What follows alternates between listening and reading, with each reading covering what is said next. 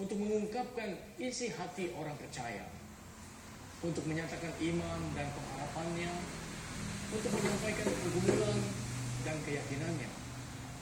Saya percaya sampai di sini, orang Kristen dari aliran atau denominasi apapun di seluruh dunia dapat seia sekata. Tetapi ketika kita melangkah lebih jauh, hendak memilih nyanyian manakah yang akan dinyanyikan, atau musik manakah yang akan dipakai, atau musik gaya manakah yang akan dimainkan, maka di sini umat Kristen sering kali bersilang pendapat. Di dalam ungkapan sehari-hari ada istilah, ini nyanyian kami, itu nyanyian mereka. Ini musik kita, itu musik mereka. Ini lagu kita, itu lagu seberang. Percakapan mengenai hal ini bisa meluas lebar dan tidak akan selesai dalam waktu yang singkat. Pembicaraan kali ini mau tidak mau harus dibatasi, dan kita membatasi topik, yaitu menyangkut alat musik di dalam ibadah umat Kristen. Para pemirsa yang Tuhan kasihi, saya berangkat dari asumsi dan gambaran umum bahwa hampir semua gereja di dunia memakai piano atau orgel di dalam mengiringi ibadah-ibadah mereka. Kenyataan ini sering diterima sebagai sesuatu yang tidak dapat diganggu-gugat. Piano dan orgel sering dianggap sakral, alat musik yang paling kudus dari antara segala alat musik yang lain. Jika kita melihat sejarah, sebenarnya piano dan orgel adalah alat musik dari barat. Karena agama Kristen dulu dibawa ke barat dan berkembang di sana, baru kemudian diekspor ke seluruh dunia, ke tempat-tempat yang lain, maka perlengkapan yang menopang praktek agama Kristen di barat itu, termasuk pakaian jabatan, alat-alat musik, lagu-lagu ibadah, dan sebagainya, ikut diboyong dan diperkenalkan kepada lapangan-lapangan pekabaran Injil di luar negeri barat. Akibatnya, alat-alat musik yang lain sering dipandang sebelah mata, dianggap kurang suci, kurang layak untuk memuji Tuhan. Contohnya, ada sebagian gereja yang melarang gitar atau drum dimainkan di dalam ibadah. Ada sebagian orang yang merasa kurang sreg untuk membawa masuk alat-alat musik tertentu ke dalam ruang ibadah. Apakah pandangan dan sikap seperti ini dapat dibenarkan secara teologis?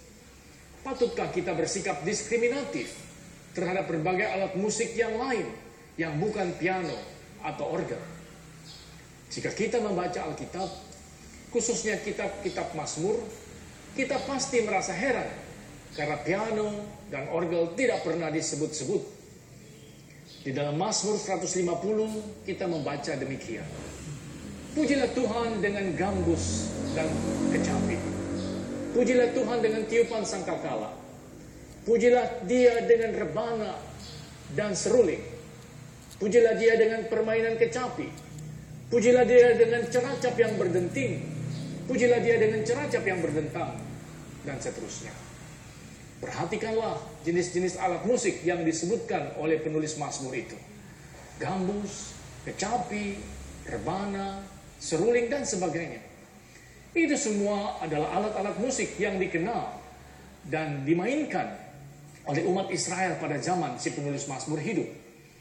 Yang menjadi pertanyaan sekarang, apakah umat Kristen pada masa kini masih mengenal dan masih menggunakan alat-alat musik itu di dalam ibadahnya? Mungkin saja ya. Kita masih mengenal dan kadang-kadang juga memainkan misalnya rebana atau seruling di dalam ibadah kita. Tetapi sebagian alat musik yang lain itu tidak dikenal, tidak populer, bahkan sudah dilupakan orang. Ini tentu wajar saja, karena semuanya merupakan alat musik yang dikenal dan dimainkan dulu pada zaman umat Israel beberapa abad yang lalu. Nah, seandainya penulis Mazmur itu hadir dan hidup pada masa sekarang, maka boleh jadi dia juga akan mengajak seluruh umat Allah untuk memuji Tuhan dengan berbagai alat musik yang ada dan dikenal sekarang ini. Jika demikian halnya, kita dapat menyimpulkan bahwa penulis Mazmur yang hidup pada zamannya terikat pada kondisi budaya di mana ia hidup. Nah, kesadaran akan hal ini membukakan wawasan pikiran kita sebagai umat Kristen yang hidup pada masa kini.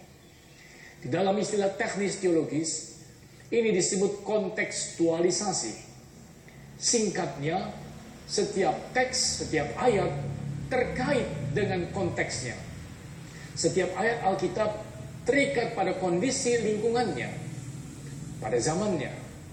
Teologi selalu adalah usaha orang untuk mencoba menafsirkan, menangkap firman Tuhan, dan kemudian menerapkannya.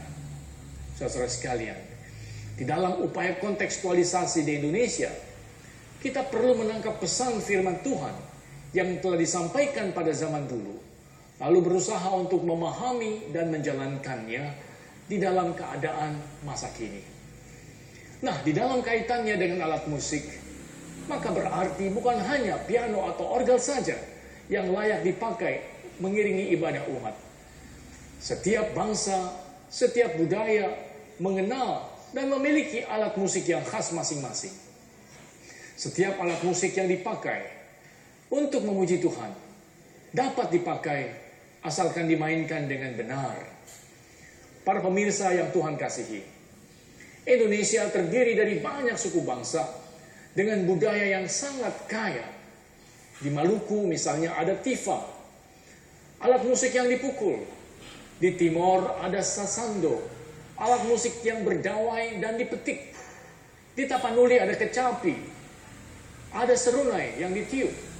Di Jawa Barat ada angklung, di Sumatera Barat ada rebab yang digesek, di Jawa ada gamelan, dan seterusnya.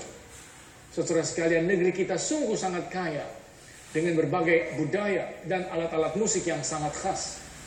Nah, dapatkah gereja dan umat Kristen di Indonesia memakai dan memanfaatkan berbagai kekayaan yang ada itu untuk memuliakan Tuhan? Tema renungan kali ini dengan rebana, gambus, seruling, dan kecapi. Tema ini hendak menggugah, merangsang, dan mengajak kita semua umat Kristen di Indonesia untuk secara kreatif memanfaatkan berbagai jenis alat musik yang ada di sekitar kita untuk memuji Tuhan. Bukan hanya piano dan orgel saja yang dapat dan boleh dipakai untuk mengiringi nyanyian umat. Bukan hanya alat musik dari barat saja yang boleh dan dapat dipakai di dalam ibadah kita. Tetapi segala macam alat musik, asal dimainkan dengan tepat dan imbang, pastilah dapat dipakai untuk memuji Tuhan. Karena itu, pertanyaan yang paling mendesak untuk dijawab bukanlah dapatkah, tetapi maukah. Saudara-saudara yang dikasihi Tuhan,